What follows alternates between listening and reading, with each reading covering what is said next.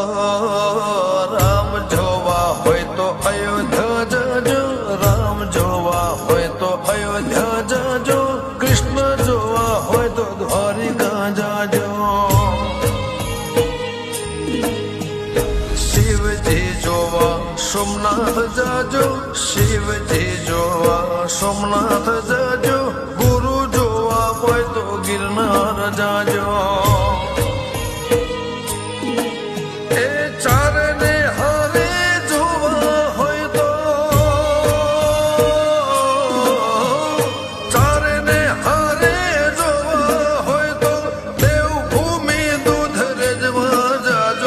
વડલે બે